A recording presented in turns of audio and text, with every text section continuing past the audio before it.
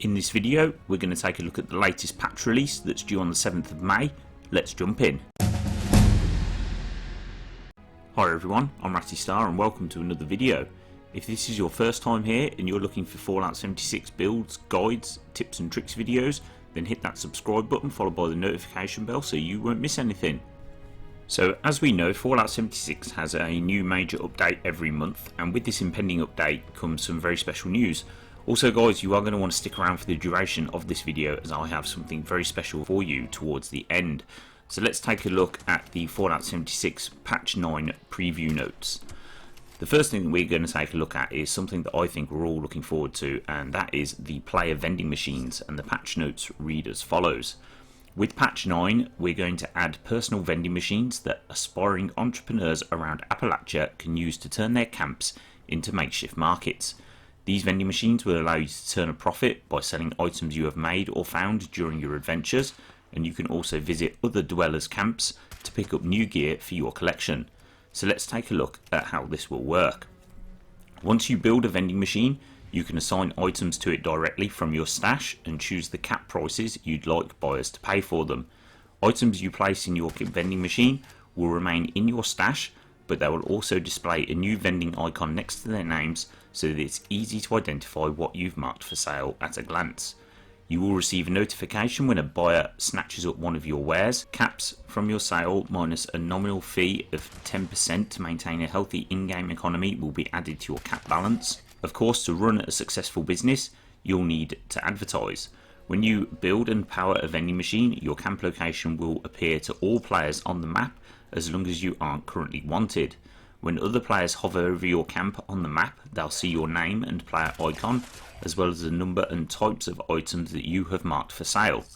If you've got lots of good or rare items and set fair prices, your shop will likely have a few new visitors. We can't wait to see how your camps and trading evolve once we get vending machines into your hands, and we hope you'll share your thoughts with us once they go live next week.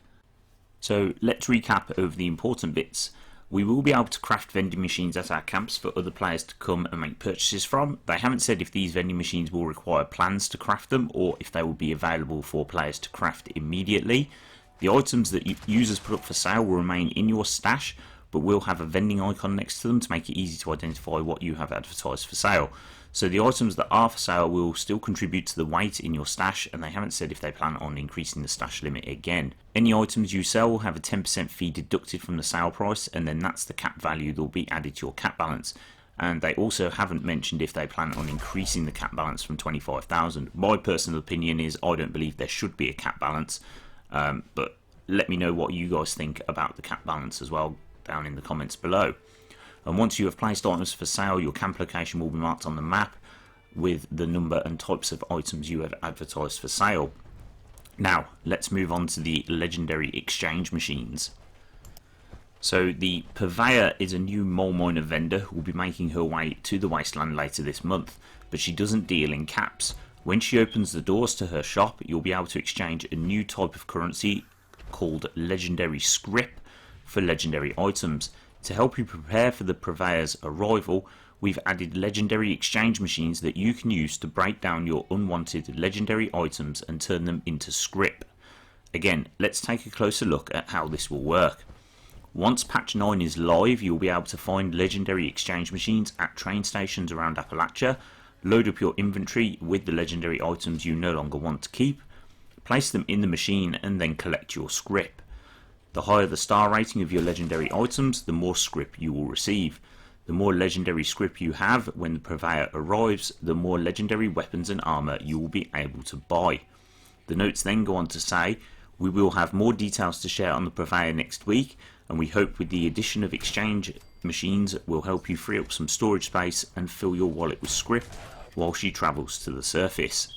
Also guys, let me know in the comments section below your thoughts on this latest patch that is coming to Fallout 76, and when this video is over I'll be heading to the comments section to reply to as many of you as I can. So let's recap and discuss the vending machines. The Purveyor is going to be a mole miner trader, and she will be at a fixed location and she won't be a wandering trader. There will be legendary exchange machines at train stations around Appalachia for you to turn in your unwanted legendary items for a new currency called legendary scrip. The higher the star rating on your items, the more legendary script you will receive, and the more legendary script you have, the more legendary items you'll be able to buy when the Purveyor arrives. So let's move on to the next section of the patch notes, and there are some survival scoreboard updates which are as follows.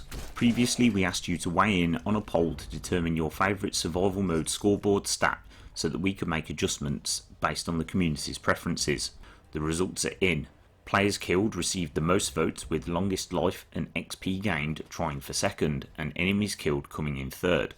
While players killed was the clear victor at 63%, there were enough votes in the other categories that we wanted to create a new stat that takes more than one into account when ranking player performance in survival mode.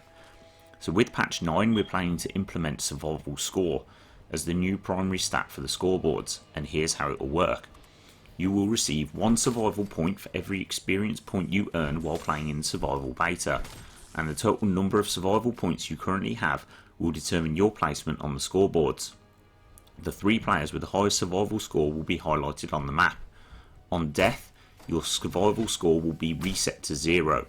When you kill another player, 75% of the survival points they had prior to death will be added to your survival score. For example, if your survival score is 500 and you kill a player whose score is 1000, they will lose all their points and you will receive 750 for a new survival score of 1250. Thank you for your feedback and for participating in our poll. We believe survival score will offer a more well-rounded way to evaluate your feats, while also giving PvP focused players a clear way to rise through the rankings and chase the excitement of fending off challenges. There are some weapon adjustments that have been made, and they are as follows. In addition to everything mentioned so far, we're planning to make a few adjustments to weapons in our next update. Read on for a preview of the weapon changes you can expect to see on patch day. Plasma weapon buffs. Plasma guns aren't currently as strong as we'd like them to be, and we wanted to give them a bit of a damage boost to bring them more in line with the other weapons at your disposal. The following buffs should help your plasma guns pack a little more punch across the board. Base plasma gun damage increased by 30%, and base enclave plasma gun damage increased by 10% to 30%. Explosive shotgun bug fixes. We're also implementing fixes for a pair of bugs affecting the shotguns that have the explosive legendary effect. The first was causing them to deal double damage rather than the 20% increase the explosive effect is intended to provide. The second issue was causing the Pit Boy to display a lower damage numbers than explosive shotguns were actually dealing to your targets. While these aren't true balance changes, it's important that we address these issues to bring more consistency to both the displayed and actual damage output of explosive shotguns. Flamer and cryolator ammo crafting. Finally, we've heard your feedback that flamer fuel and cryo cells can be hard to come by. We'd like to give you more opportunities to stock up on ammo for these weapons when you visit workbenches, and we are planning to make the following changes. Flamer fuel created via crafting increased from 5 to 20, and cryo cells created via crafting increased from 15 to 25. And last but not least, display cases are coming. As some of you may already be aware, we're planning to add display cases so that you can show off some of the items you've collected, such as weapons, bobbleheads and magazines in your camps. We're excited to bring this feature to the game, but it's going to take a little more time and testing to make sure we get it right. As a result, display cases are going to arrive a few weeks after release of patch 9, and we know many of you are waiting to be able to flaunt your collections, and we appreciate your patience. At the beginning of the video I said I had something special for you, and here it is. This is the location of where the new Purveyor will be located. It is a station that is situated southeast of Berkeley Springs, and now I'm going to show you how you can get inside of the station for yourselves. So what you're going to want to do is fast travel to Hawk's Refuge, which is located southwest of the station's location, and once you spawn in you're going to want to sprint as fast as you can until you arrive at the station. Once you get here you will find that the area hasn't loaded in properly, as it is clearly not finished, and if you get to the correct spot you can get yourself inside the station from when the area fully loads in. Inside the station you will find a Tinkerer's Workbench, a very new look style stash box, and a map with the markers of all the other stations in Appalachia. As you can see from the map markers, the one at Berkeley Springs doesn't function correctly, unlike the rest of the markers. If you guys do manage to get inside the station, do let me know in the comments and let me know what your thoughts are on the station. And that, guys, is the patch notes for the very next update for Fallout 76.